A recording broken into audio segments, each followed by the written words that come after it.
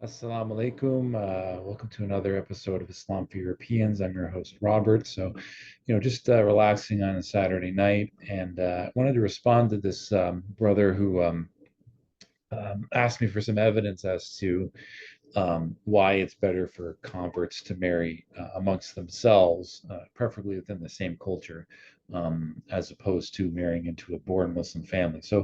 Right off the bat, to give a couple of caveats here, I'm not suggesting that all converts should be marrying all converts. There are some situations in which a convert might be better off marrying a born Muslim. But these problems go extremely deep. And from what, if you talk to any person who's been in the game, any convert who's been Muslims for several years, they'll tell you that most marriages between converts and born Muslims, they end in divorce, often very ugly divorces, and it creates a lot of problems in the household. The cultures are extremely different, and I don't see these numbers getting any better. In fact, with the divide between Muslims and the West, that gap getting farther and farther, that's just going to make it even more difficult. You know, right off the bat, let's look at some of these underlying reasons that precipitate why this is.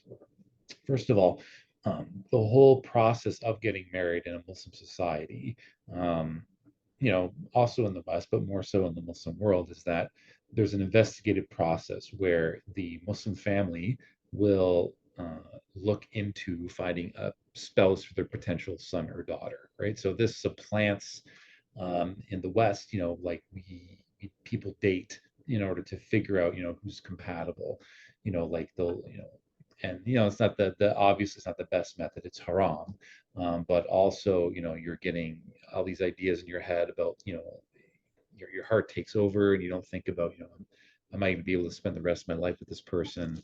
You're kind of blinded by love sometimes, so but still within dating there's a process to understand where that this other person is coming from to figure out if you're compatible or not. Okay. In Islam, traditionally, we don't date, right? And there's, of course, in Muslim societies, not everybody's practicing, but the way that practicing Muslims will make up for this fact is that the family will look into, this person that's going to potentially spend the rest of their life with their son or daughter, and find out their whole life history. What's their personality like? What's their job like? Can they support a family? What's their cooking like? What's their family history? Do they have an STD? Do they have like a shaky past? Does their family have a shaky past? Right? And there's this whole, and in addition to that, you have a Muslim family on your side. So if things go south, or if the spouse becomes abusive, or they end up abusing you or your family, there's a Muslim family there to keep that brother or sister in check, to make sure that those things don't happen. And this is what the process that the Muslim families go through, in order to make sure that they're finding someone that's compatible for their son or their daughter. But when you're a convert to Islam, you don't have any of this. You're completely absent, and on top of that, you don't date. So right off the bat, you're usually getting married to total strangers, right? So that's one thing, and that opens the door for people who may or may not have your best interest at heart and think that it's going to be, somebody that I can take advantage of, right? And that's not to say that there aren't great Muslim brothers and sisters there, but they normally follow the process of getting married to someone in their family, or someone with either within the same family or the same community, where everybody knows each other. But when you're coming in as a convert, you're a complete outsider, right? So that's one thing. Secondly, and this is well known, is that a lot of people ask, a lot of Muslims wonder why there's more female converts to Islam than male converts to Islam. They'll give all sorts of reasons. Women are more tender-hearted and stuff, but we know the real reason why. The real reason why is because a lot of non-practicing Muslim men will usually date, uh, you know, uh, non-Muslim women, right? And that is more common in the West than the inverse relationship, where you have a Muslim woman, dating a non-Muslim man. That's almost like unthinkable in many Muslim societies, right? So you have this guy who's not a practicing Muslim, but he comes from a Muslim family, usually irreligious, or he wouldn't be dating this woman in the first place, right? And with the whole idea of like, okay, either they're not dating or they're not serious, or he wants to try to quote unquote convert her to Islam and get her introduced to the family. So right off the bat, you have these women who do convert to Islam, and they're usually sincere, but right off the bat, there's a difference in religiosity. So you have this non-practicing Muslim man who doesn't pray 5 times a day, who doesn't, maybe goes to Juma prayer, maybe drinks alcohol, he goes out clubbing, and then you have this, fresh new convert who just converted to Islam because, maybe she's sincere and she thinks that Islam is true. But it's almost like this package deal, convert to Islam and marry into a Muslim family. So right off the bat, you have a lot of problems with these marriages. Like I said, there's a complete difference in religiosity, you know, and usually these marriages don't work out because what happens is that now you have this husband who wasn't practicing at all and this wife who's super practicing, and a lot of times you see like the husband, they just don't want to practice at that level, or sometimes even not at all. I've seen situations where a convert woman married a born Muslim man, and then he's like, you know what, I don't want to be Muslim anymore, right? So there's no investigative process into like, if this person going to be compatible, what's their life history like, so that's another thing. um, and just in general, I mean, even Muslims from different cultures, and anyone who's been in a Muslim society knows this. um, the cultures are very different, even within between different Muslim countries. For the most part, even Indian and Pakistani culture are very different. Even the cultures within the same country, you can have multiple Muslim cultures, cultural differences within one particular Muslim country.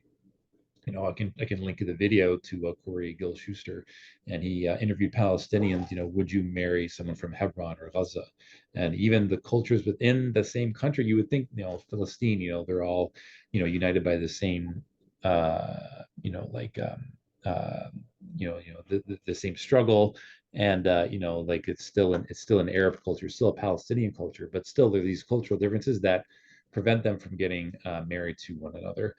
And even one of the Palestinians answered, even if all the checkpoints were eliminated, I would still prefer if my daughter married someone from the same city. So this is well known in the Muslim world, and so you got to ask yourself the question: if born Muslims from the same country don't even want to marry another Muslim from an adjacent city in the same country, what, because the cultures are too different, what makes us think that by and large, a Muslim from another country is going to be able to marry a convert? Like what makes you think that that's somehow going to be compatible, right? So that's another huge thing right there. So this whole idea that like that marrying a born Muslim is a panacea to fixing the convert's problems. We've been in the game for several years. We know that it sounds great on paper, but it usually ends up not working. There's enormous cultural differences, and let's be honest, there's a lot of anger between Muslim world and the West, and the especially specifically with white Westerners, right? So, you just go on Muslim Twitter, they Muslims flat out will say, we want to be in a West Islamic culture, not a Western culture. Why would we want our men to change diapers? That's a Western construct, right? So there's so many little cultural things that you don't realize until you get into one of these marriages, right? And if you're not, there's no way you can actually sit down with someone and talk about all these differences until you actually see it for yourself. Um, and converting to Islam is difficult enough. You have to learn how to pray 5 times a day. You have to learn Arabic. You have to give up all these different vices. That is enough as it is. That's an enormous amount of stuff to put on someone's plate. To add on top of that, learning a totally different culture, um, the vast majority of converts simply cannot hack it. And I've seen situations where you had, personally, like the best not born Muslim brother that, born Muslim brothers that, I would have ever known, like gentle, hardworking, caring, practicing brothers. and marry, converts also who were, like you would think maybe the best sisters, and you would think that these would work out. But, there's just so many differences that people don't realize and take into account. And, above all, when you marry into a born Muslim family, I guess the thing is it better work out, because a lot of these converts, when they first convert to Islam, they'll get married into a born Muslim family. And if it doesn't work out, sometimes it's very difficult to separate that your conversion to Islam with that marriage. So when it does fall apart, it's not a lot of people end up leaving the Muslim community because they have no one and they have no Muslims in their community to support them. And often the Muslim community will take the Muslim family side because they know the community very well. So they end up being alone. A lot of times these converts end up leaving Islam altogether. You know, we see it time and time again, like a revolving door. And we've already tried this. I mean, since the early 2000s and the 90s, like we've tried these, the whole idea of like converts all marrying born Muslims, the vast majority of them marrying born Muslims, and thinking that it's going to work out. But those who've been in the game for a long time realize that there is an enormous amount of difficulties and challenges on both sides for these two people to come together, right? So we could go on for a long time with this. Like there's just so many angles to look at this. I mean, we can give you, just some actual anecdotal evidences. They sound anecdotal, but once you start naming them off over and over and over again, it's a lot. It's a lot to take in. It's a lot of people just simply can't hack it. I remember one convert sister, she, ended up marrying a born Muslim who she didn't know very well, right? From she was in Canada and he was in the United States, right? They got married, they had the honeymoon, and then after that he went AWOL, just completely gone. Changed his cell phones, like wasn't able to get a hold of him, gone. You have other situations where you've seen Muslim women being abused by their husbands. And what do you do in that situation? Do you tell your non-Muslim family, "Oh, my Muslim husband is abusing me," right? Like, no, you're not going to say that, because then they're going to say, "I told you so," right? And I'm not suggesting that that Muslim men are just more likely to abuse convert women. No, what I'm saying is that it's a selection bias. You have many well practicing Muslim men who would never think of even abusing their wives. But they're more likely to follow the process of getting married to someone from their own particular culture, right? When you are a convert, you're just basically, there's no one to support you. There's no Muslim family to look after you. There's no one to defend you.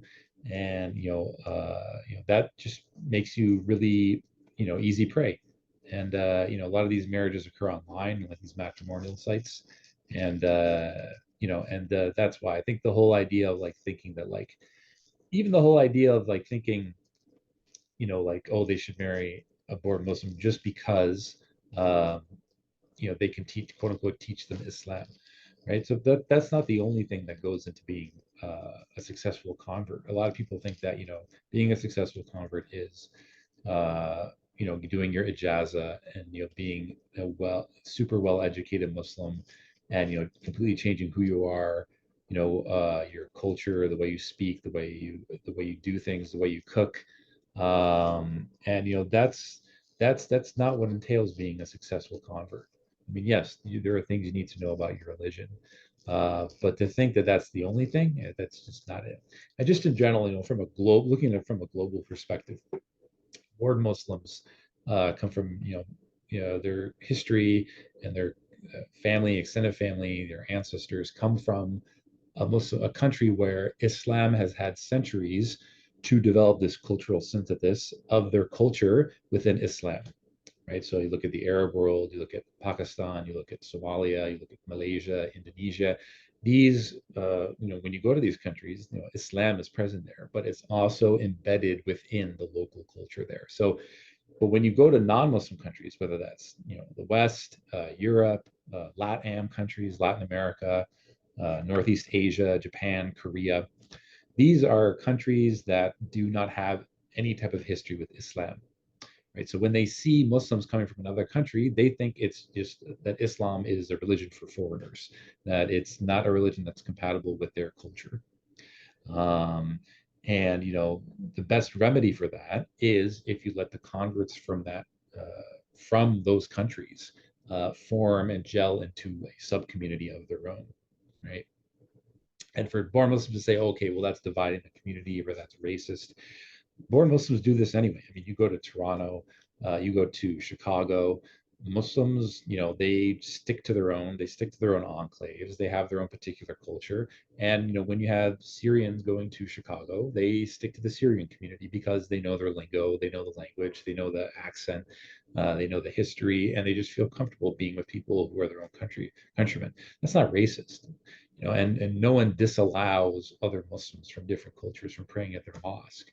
But they have a particular culture that's embedded, right? And if you're not going to allow the converts from that country to collectivize and form this cultural synthesis where they're getting rid of the bad things in their culture and keeping the good things, and if their families, their communities don't see this at the group level, they're going to continue to think that Islam is a religion that's not for their country, that's not compatible with their culture, right? And it took us several decades for Muslims in the West to actually come to these conclusions. And I think the tide is turning, and I think a lot of Muslims are starting to get away from the Medina model, especially online. Um, but the best remedy, the best way to build the sub community from the ground up is if you foster an environment where it's a lot easier for converts from the same culture to marry each other, because that is the easiest and smoothest way for their families and communities to see the purification of their culture, their urf within Islam, right? So, and I'm not saying this to be racist, and I'm not saying this to be exclusivist. I'm not saying this to say, don't marry converts at all. If I was a group of white converts in, say, Korea, right? I would tell the Korean converts, look, you guys need to create your own sub community. You guys need to stick together. You guys know the culture. You understand the history of your people. And it's better if you guys form this wolf pack and you exist as Korean Muslims, with entire families that are Muslim. And we can still pray together. We can still say salam to each other on the street. You can still fulfill all of the rights of the Muslim with this model. But when you can't get stuck in this monocultural approach. We've tried it for decades and it hasn't worked. So yeah, that's pretty much it. I mean, I could go into more detail about I've just scratched the surface, on this issue. And and even if you look at other convert communities, they've done this themselves, and this gives them more ability to survive as converts because they have other converts who are willing to enter those spheres. And as I've stated before, it's on this channel several times. Muslims don't want to enter, the Anglosphere and establish relationship with their family members. There's, like they're sick and tired of trying to explain Islam to the white man. They have a lot of anger and fear and resentment towards white people, and that to a degree is understandable. I am not going to sit here and say you guys should stop hating on white people. I mean, it's when you are a visible minority Muslim in the West, like the only white people you ever see are the ones who give you dirty looks or like say things bad about you on the bus or physically attack you or rip off your sister or mother's hijab. Yeah, I mean, I wouldn't like white people either, but why would you want to bring that mutual animosity? Because there's some white people who don't like Muslims either. Why on earth would you want to bring that animosity when you have you as a convert, you have a family that hates Muslims, and you're marrying someone who don't like white people? And you're gonna have to make a decision. Either you and your wife are gonna just be completely on your own, or you're gonna just completely assimilate into another Muslim family, lose your cultural identity. It's until the point where your family doesn't even know who you are anymore. Um, and years down the road, when it all falls apart, you come running back. They come running back to their family, and their family says, "Look, I told you so." Right? So at least if converts married each other and it ended in divorce, still they couldn't that non-Muslim family couldn't make that argument. They couldn't say it wasn't. They couldn't say it was due to Islam because if you guys were both non-Muslims, you would have gotten divorced anyway. right? So again, and then the brother I was talking to on Twitter, like he's looking for actual evidence. Well, think about that is, it's difficult to get evidence on this because of attrition bias. So, when you run any type of study or when you have situations where people got divorced and they don't want to talk about it, you're not going to be able to collect that data. When you're looking, you're going to have to formulate a very tricky way to study, the success of these marriages. Like there's no masters don't really record these marriages and the success of them or not. So I would love to do an actual study on this to see like what the marriage and divorce rates are. I do know that in general, uh, there's data on intercultural marriages, and for the most part, intercultural marriages have higher rates of divorce across the board. So, whether they're Muslim, regardless of what your religion is. So, right off the bat, there, the divorce rates are pretty high. Um, but I've seen similar, if not worse, divorce rates for converts marrying to born Muslims because of the reasons that I mentioned just a few moments ago. So it's a very sensitive topic. It's a very controversial topic, but I definitely think it needs to be discussed because if we're going to just go back to the whole Medina model and just go back to 2000 and say, oh, it's everyone should marry everybody and everything will work out okay without any consideration of like the families involved, the cultures involved, difficulty of absorbing yourself into a whole new culture, we're going to be right back at square one. And all the difficulties associated with this topic, would just go basically down the drain, right? So, and again, there's no data. The other side doesn't have any data either.